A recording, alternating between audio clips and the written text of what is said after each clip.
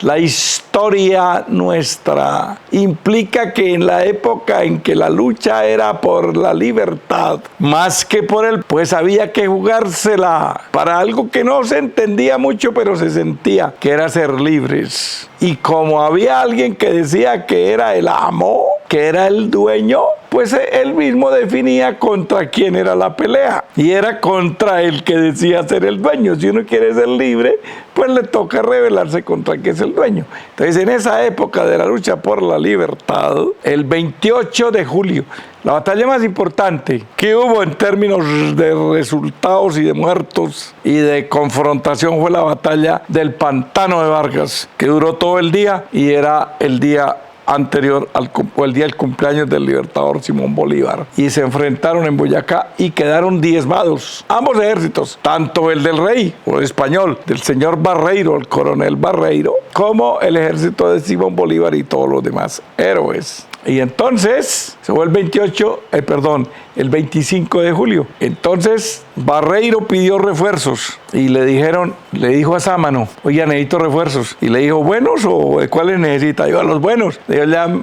ya le llamo. Cuando no había WhatsApp chinos, pero había formas. Entonces le mandó decir al gobernador del Socorro, llamado Lucas González, que tenía que irse a reforzar al campo Boyacá. Decimos así porque es que había que pasar por Tuna para irse para Santa Fe. Y lo que el virrey trataba de que no ocurriera era que pasaran de Tuna, porque ahí mismito quedaba Santa Fe de Bogotá y ya le llegaban a las goteras y le tocaba salir corriendo como le tocó salir corriendo. Entonces le dijo, váyase a reforzar, véanse en Tuna, Boyacá, al ejército, a Barreiro.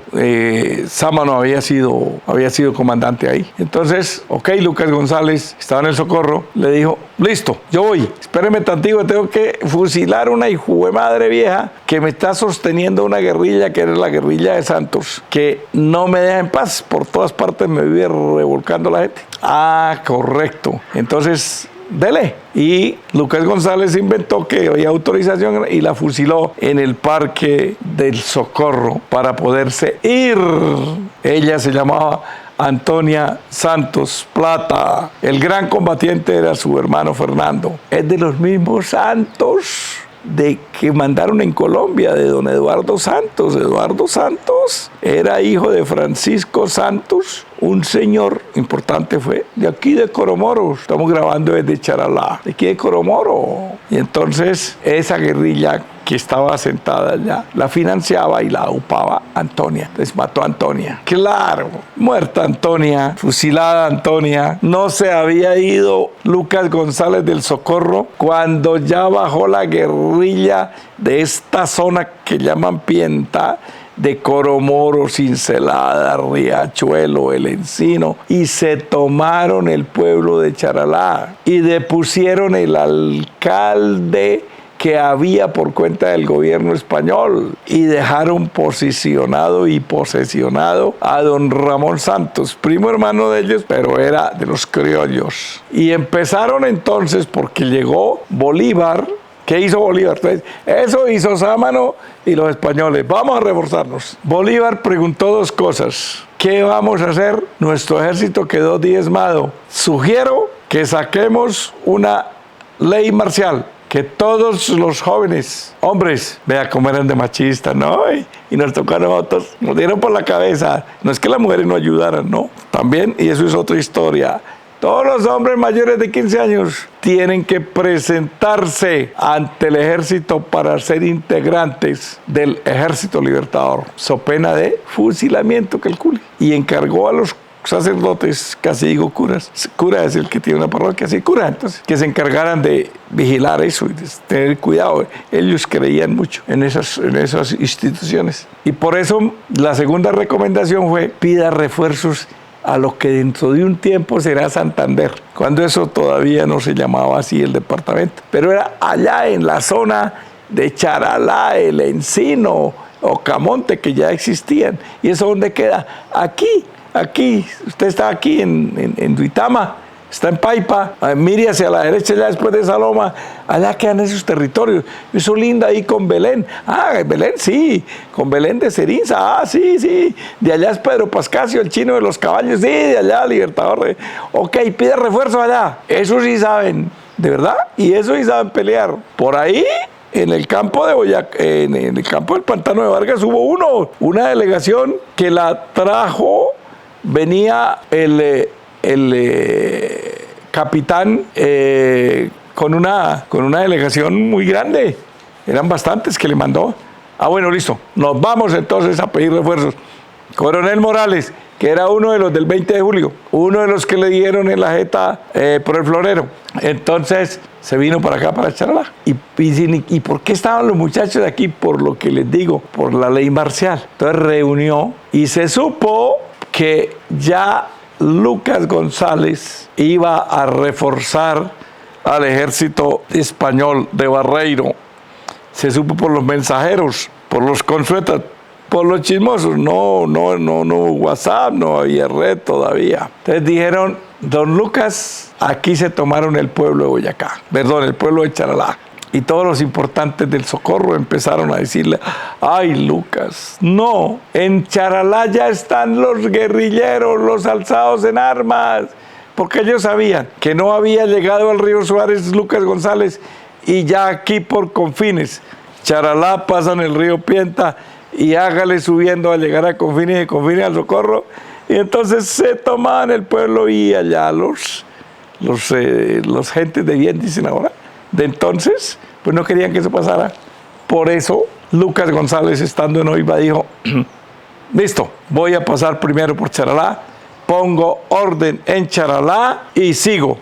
Y le mandó razón le dijo a Sámano, desde luego, que le había dado la orden, y le avisó a Barreiro que se demoraba un poquito. La gente de Charalá, cuando hablo de Charalá, hablo de toda la provincia. Encino, Coromoro, Cincelada, que hoy es corregimiento de Coromoro, Riachuelo, que hoy es corregimiento de Charalá, y Ocamonte, esos caseríos se congregaron, motivados desde luego por muchas circunstancias. La primera, la muerte de Antonia; la segunda, pues la acción de los que se han tomado aquí el pueblo, y don Antonio Morales, y organizaron lo que se conoce en la historia como las milicias. No olvidemos, 25, batalla de Pantano de Vargas, 28, fusilamiento de Antonia Santos, y apenas íbamos para 28 de julio, 29, 30, 31, 4 de agosto y 7 de agosto. Una cadena de sucesos. Los gentes de Charalá se organizaron, 6 milicias, hicieron sus banderas. Había como 100 fusiles que había traído Antonio. Entonces repartieron, más o menos. Se habla de que, algunos historiadores hablan de que se congregaron unos 2.000 hombres. Mandaron comandantes, subcomandantes. Los encargaron de que atajaran. Vamos a esperar las huestes del señor Lucas González. Vamos a a atajarlos, vamos a resistirles, vamos a vencerlos, todo lo que se dice. ¿Dónde? En el puente de la entrada a Charalá, que queda sobre el río Pienta. Ahí hay un estribo natural, que es el primer estribo llegando. Ese es un estribo natural, por eso el río da una vuelta. Ese ha existido siempre, porque lo puso la naturaleza. Por eso los que dicen que el puente quedaba en un vado, qué pena, no quedaba en el vado. Por el vado pasaban las bestias, que es el vado de la Tenería, donde venía el camino del Socorro. Pero el puente famoso, era aquí, donde está, y están las fotos por ahí. Cuando hagan la edición, incluirán la foto. Y entonces, ese es aquí nomasito. Ahorita el sitio, desde aquí se ve, porque mi solar, mi parcela, es parte del sitio donde ocurrió la batalla. Aquí estuvieron las huestes de Ocamonte y Cincelada, a este lado, en lo que es la carretera que antes era el camino, estaban las milicias de Charalá y las milicias del Libertador, que eran las de Antonio Morales. Y en la parte de allá estaba Coromoro, Encino y Riachuelo. Así se distribuyó para esa batalla. Decimos batalla y no aceptamos los que dicen que masacre. porque es que el hecho de que se hubiera perdido no quiere decir que no hubieran estado organizados para cumplir la batalla. Pasa como en los partidos de fútbol de los que ustedes son muy apasionados. No importa que le metan 10 goles. Hubo partido. Ah, que le fue muy mal. Sí. Que los golearon. Sí. Que perdieron. Sí. Que los humillaron. Sí. Pero hubo partido. Hubo batalla. Hubo 300 muertos. Hubo una despiadada acción, porque cuando eso existía el derecho al botín, fueron 5.000 pesos que valió el botín, que lo trasladaron a Simacota a repartírselo, desde luego, porque el estímulo de la contienda de participar en la batalla era que habría botín. Por eso se celebra, se reivindica, se dice que la batalla del Pienta, que fue la vinculación del territorio santanderiano a la ruta libertadora, porque claro, la ruta libertadora venía de Arauca, Casanare, Boyacá, parte de Cundinamarca, porque antes de llegar a Bogotá de hoy, la Santa Fe, entonces había que pasar por allá, y los santanderianos estábamos a un lado. Por eso en la celebración del Bicentenario se logró que se incluyeran estos pueblos en la ruta libertadora, y por eso se dice 4, no hubo 7, y antes que el 7 fue el 4, y aquí se atajó, y allá ganó el Ejército Libertador en los sucesos del Puente de Boyacá. Aquí, si hemos de contar como ahora en muertos, aquí fueron 300, y hubo hombres y mujeres y ancianos, y todo el mundo dice, ay, pero ¿por qué llevan los ancianos? Ay, papitos lindos. Es que la expectativa de vida de ese entonces eran 40 años. Eran 40 años. Galán lo fusilaron, lo asesinaron de 32. Antonia tenía, creo que 35. Cuando se hablaba de ancianos eran mayores de 40 años. Nosotros ya seríamos requete viejos. Entonces, ¿pues se hablaba de ancianos? Sí, es cierto. Por eso entonces, ¿qué pasó? Que se atajó el ejército, no hubo refuerzos, y como dicen unos historiadores, otra hubiera podido ser la suerte de Bolívar si en vez de encontrar a un Barreiro disminuido, desalentado, sin refuerzos, hubiera encontrado el envalentonado Barreiro con los refuerzos santanderianos de Lucas González, que llevaba 800 hombres que eran importantes. Boyacá hubo 13 muertos, entre esos un casanareño muy importante que fue Ramón Nonato Pérez, por eso el parque principal allá se llama Ramón Nonato Pérez, y un charaleño que se llamaba Flaminio Vargas, y algo que le va a gustar a unos amigos míos, que fue Félix, ¿qué sería? Félix Duarte, tal vez, que era natural de San Andrés,